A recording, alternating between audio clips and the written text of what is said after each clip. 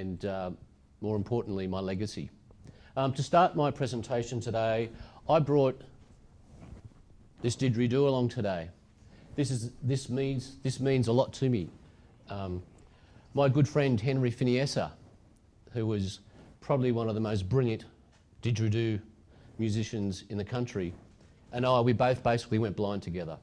And when Henry passed away a couple of years ago, he wanted to give me his didge. Henry was born in Thursday Island.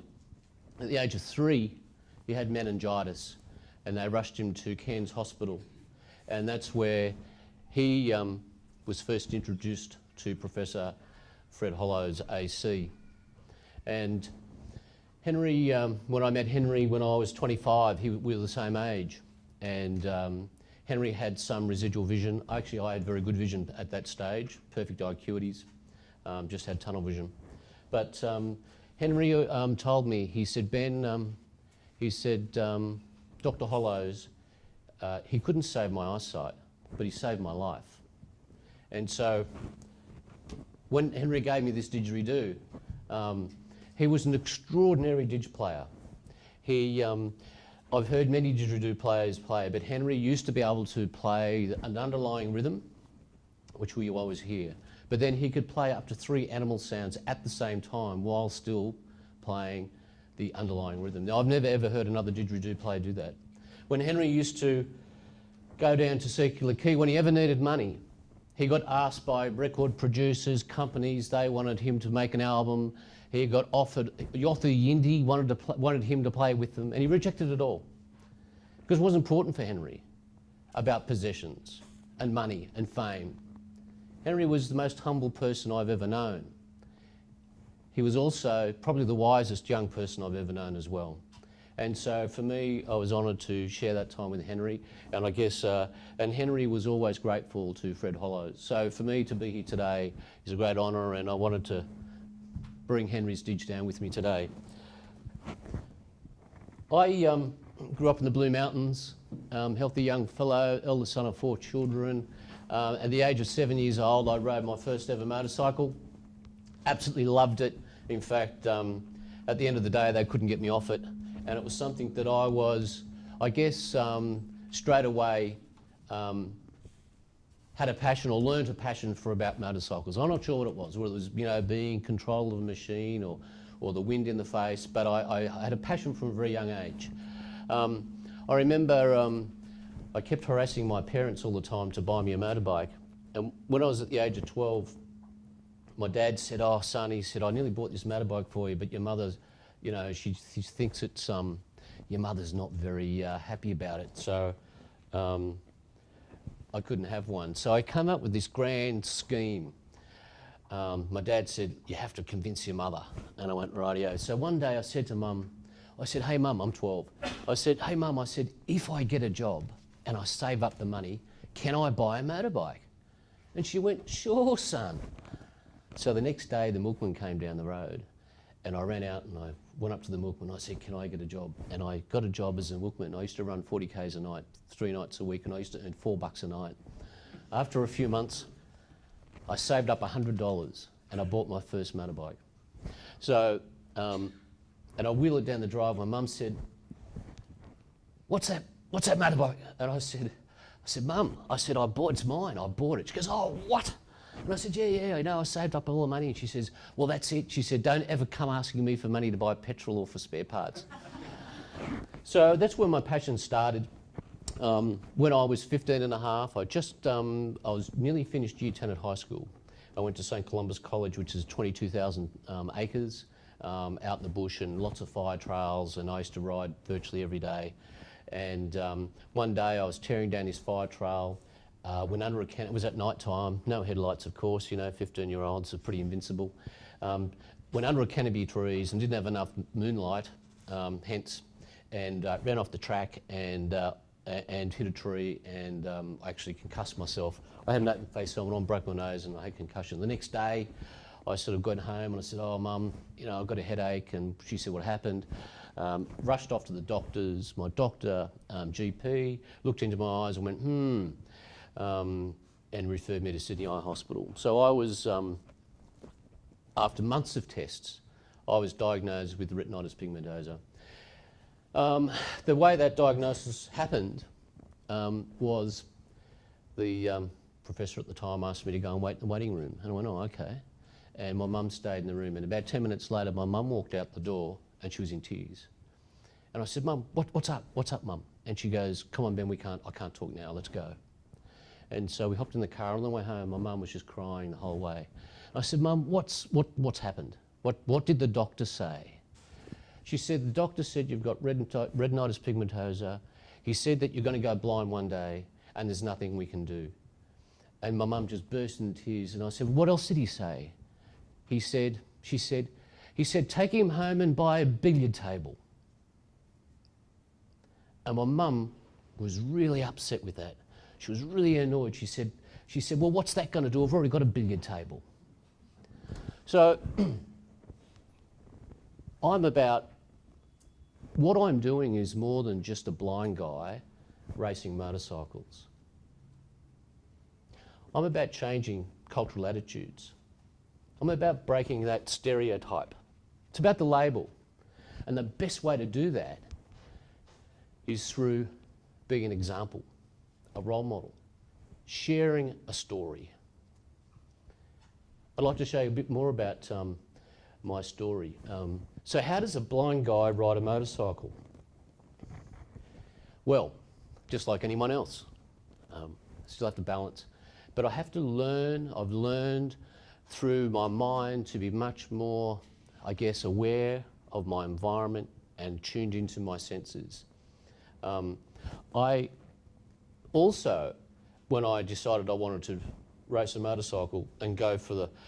So Anthony didn't mention that I did go blind at the age of 32 in my left eye, and right eye at the age of 37, totally blind. I've been fortunate enough to represent Australia in rowing.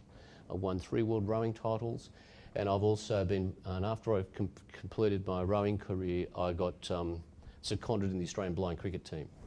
And while I was at a tour, I've been very blessed to play cricket in Africa and India and Pakistan. In England, I played cricket at Lord's. But in my last tour, I was part of the Australian team. We toured the West Indies. And on that tour, I realised that I didn't have the speed and agility I once had, and it was time for me to contemplate my future. So at the end of the tournament, I bought myself a bottle of rum and guava juice, sat under a coconut palm on the island of Barbados at the beach, and I sat back and I thought, what am I going to do? And the first decision I made was, well, I'm going to retire from cricket. I wanted to, live gracefully as opposed to be pushed out. Then the second thing was, well, what am I going to do now? Well, what's my goal? You know, I've always been a goal-driven person. I thought, well, what's my goal? And I thought about it, and then I thought, well, my dream as a kid was to race motorcycles. And I thought, you can't do that, you idiot, you're blind. So anyway, after a couple of rum and guava juices, I thought, you know what? I reckon I can do this. I reckon I can do this. So when I got home, the first thing I did was I jumped on Google and I Googled blind land speed record, and I found out there's a Guinness World Record. In fact, there's a Guinness World Record set by Billy Baxter of the UK in 2003, and he set a Guinness World Record of 265.33 kilometres an hour. Now, Billy was totally blind, but quite a few fully sighted guys, ex-superbike racers, have tried to break this record as well, and they failed. And they didn't fail because of the ability to ride a motorcycle. It's about the mind overcoming, you know, the fear. What I'd like to do is show you a little bit of a video. So, to race motorcycles, I've had a few goes at this land speed record attempt. In Speed Week, we're heading down to Speed Week again in March. We'll be having a 3rd attempt at the land speed record. Anthony mentioned earlier, I've already broken the record. I've done it unofficially. I actually haven't done it officially. We need to do a 2-way run. But Speed Week is held at Lake Gardner in South Australia, about halfway between Sydney and Perth. When we went down there in 2016, when I got in contact with the officials and told them what I wanted to do, and they said, yeah, we've heard about you, and the committee discussed it. And the race director rang me and said, oh, Ben, went to the board meeting last night. And I said, I had to go. He goes, oh, it was 50-50. I said, what do you mean 50-50? He goes, 50% supported and the other 50% didn't. They thought it was too risky, it was too dangerous, and they didn't believe that a blind person can ride a motorcycle. And I went, okay. I said, leave it with me. So a few weeks later, I approached Kevin McGee. I said, Kevin, I've got this brilliant idea. Why don't you race my Suzuki Hayabusa down at Speed Week, where you enter, you get a handle on the salt and set the bike up. And while we're there, I have an opportunity to speak to all the board members and talk to the officials, and hopefully I can convince them to let me do a demonstration ride, which I did. And once they realised that I was capable, understood the rules, I had prior experience, they let me do a demonstration ride. And we proved the technology worked and that we could do it safely and competently. And so they asked me then to put a formal submission to the board, which I included a history of my previous driving record and riding record, and my previous, I used to do all forms of motorcycle racing, including drag racing. I held the national drag racing record when I was 25. In fact, my motorcycle riding history went for 3 pages. I suspended my licence. My licence was suspended 3 times because of speeding fines. And so eventually all those speeding fines were actually worth it, because when they realised that I could race a motorcycle at those speeds, it gave them confidence in my ability. So, we've 2 weeks we decided we're going to go to Speed Week. So Karen's got her little front-wheel drive Toyota. Kevin McGee's got a mesh trailer, and I've got my bike on the back of the trailer, and I borrowed my mum's barbecue cover to wrap the bike up in, and off we went. And we made it to Lake Gardner, in fact it's the most amazing vista when you drive through the desert and you come around, you go through some hilly country, and then you come around this corner, and all of a sudden you just see this pure white, it looks like an ocean. It just goes off into infinity. Lake Gardner is 3,500 square kilometres of salt, dead flat, and it goes as far, you can actually get lost out there, because when you look around you, it's just flat salt white all the way to the horizon. It's an incredibly beautiful place. It's incredibly challenging. It's about 45 degrees every day. And when you're standing on salt, the sun reflects off the ground, you get sunburnt in all parts of your body you didn't know you ever could get sunburnt. It's an amazing place. So what I want to show you is Kevin McGee and I competed at Speed Week last year. In fact, I'm the first blind person in the world to race at a motorcycle event. That's pretty awesome. And in fact, I competed in the 1000cc category. Magoo smashed a new world land speed record for a 1000cc production motorcycle. In fact, it's exactly the same motorbike as Anthony has, R1M. Magoo did 320.115 kilometres per hour on that bike. I did 251.46. What I'd like to show you is a bit of video. Karen, if we can. This is what we call forward cam. So Magoo's got a GoPro on his chest, and watch the speedo.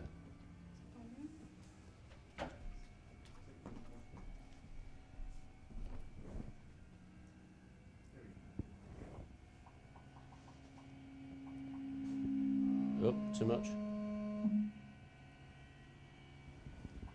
5 minutes before I ring the 20-minute bell. How much time have we got left?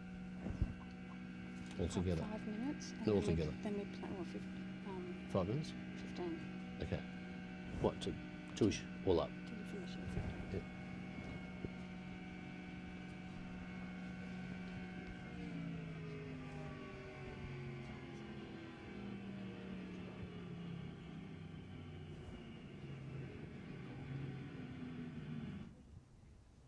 Went pretty straight, didn't I? How'd you do it? That's an excellent question. So we used an analog radio. What's happening?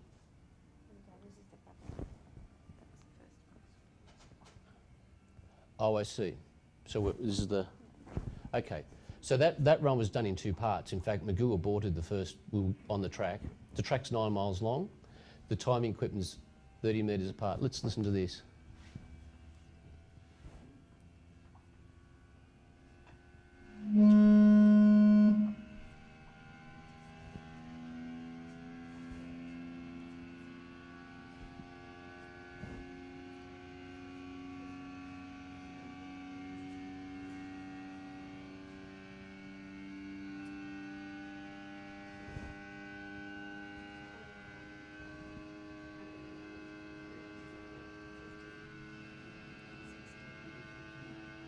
Hear the wheel spinning?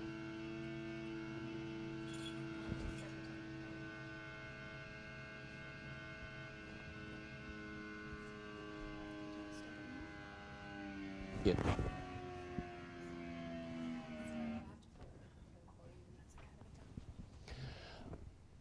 Pretty exciting stuff. Magoo's hit 270 kilometres an hour then.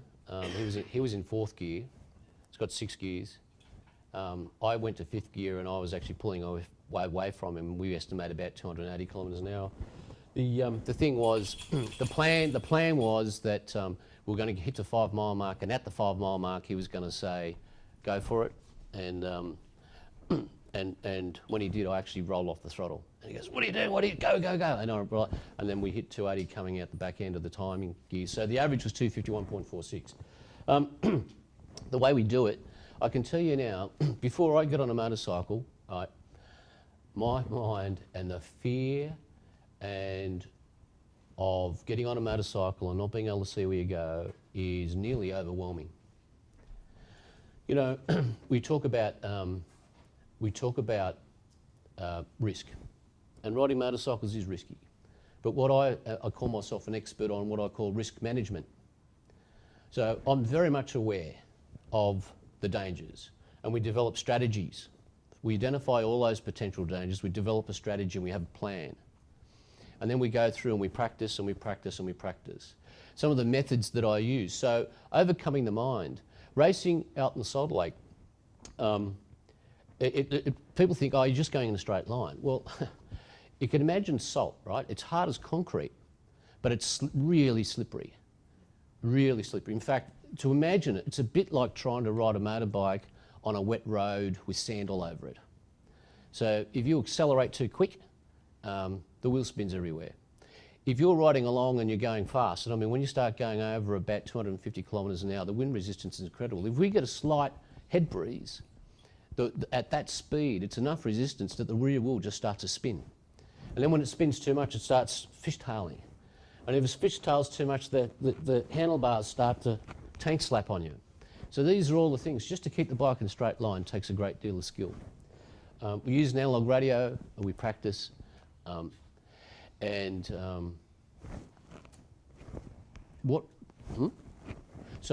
I'm going to, this year we're going to go down again and compete. And in fact, we're creating a film.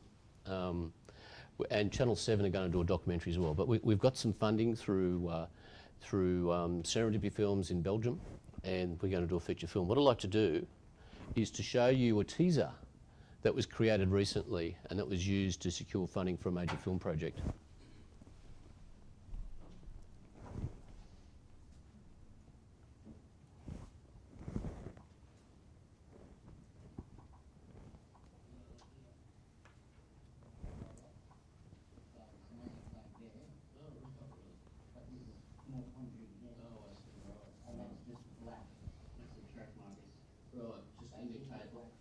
Track indicator there all the way down the track, just so you can see black against white. Yeah. You want to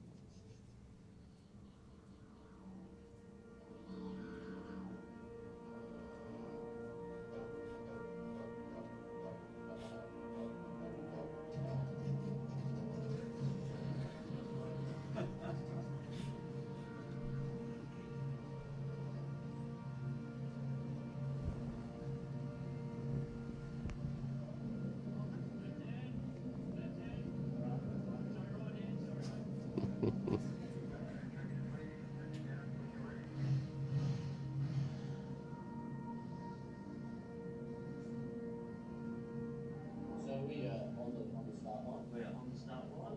Ready to go, mate. Yeah, we're ready to go, Ben. 25 degrees.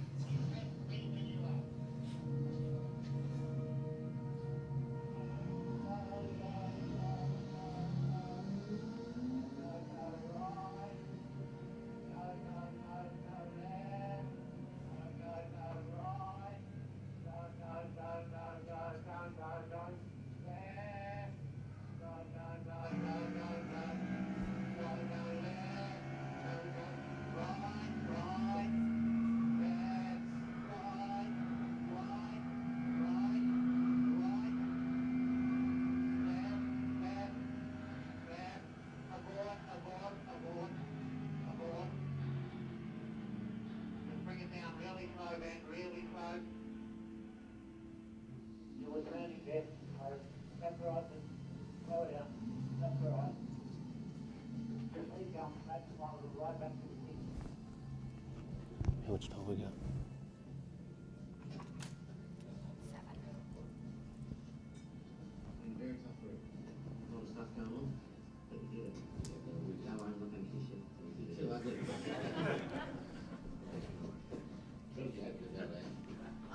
I am. Yeah.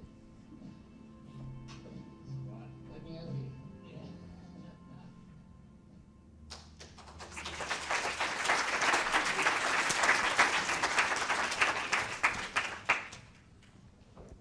It's pretty awesome. There's a really strong message in that documentary. And, you know, when I speak to the director, Eva Kupper, about this project, we both realise this is not about blind guys riding motorcycles. It's not what it's about. It's not about blind guys getting land speed records. It's not about that at all. It's about inspiring people, but it's about changing cultural attitudes about what we can do and what we can't do. I thought, when I received my diagnosis, I thought my future was bleak. I thought my career path was to thread beads or weave cane baskets. And that wasn't a life for me. Fred Hollows, Professor Fred Hollows AC, in his speech when he became the Australian of the Year in 1990, I'll quote what Fred said. Fred said, to my mind, to care and to have concern is the highest form of human quality. It's a really powerful message. And see, I'm doing this because I've set up a legacy. And the legacy for me is a charity called Insight of Dreams. And that charity is about supporting people who have acquired a disability, to help them through that period of grief, tragedy, to help them, I guess, have some vision and some hope, to help them think about and contemplate what are their dreams. We aim to provide support, inspiration and mentoring, but we're also going to support them through a series of workshops. Those workshops will be learning about understanding your own natural emotions of grief and sorrow. So another workshop is about coping with change, because it's huge life change. And another thing is about building resilience. And of course, what we want people to do is to go out there and achieve their own personal dreams. Thank you very much for having me here today present. And what I'd like to say is I want to please thank my wife, Karen. She empowers me, she supports me, and she was operating the equipment today. Thank you very much.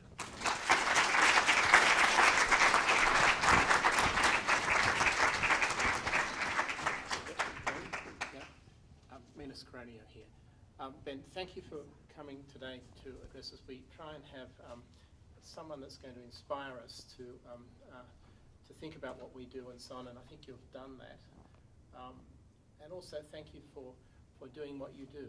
I think it's we're challenged by the condition that you have, and many of us were trained by Fred, and I think we were lucky in so many ways because you know, he used to say, "Son, tell me something I don't effing know." and we've tried to continue that sort of challenge to people to really try very hard to solve some of the big problems. That said, though, I think your attitude is admirable. That you have a challenge in life and you're got up and done something about it. And I think that in many ways you wouldn't be standing here if that hadn't happened. So that's tremendous. Now I like the fact that you're wearing a tie, and so here's another one to go with the collection. Okay. Thank you very much. And so thank you. Thank you. And, Yeah. and some other things I can put in here for you. There we go. Great. Okay, thanks for coming along. Thank you. Pleasure.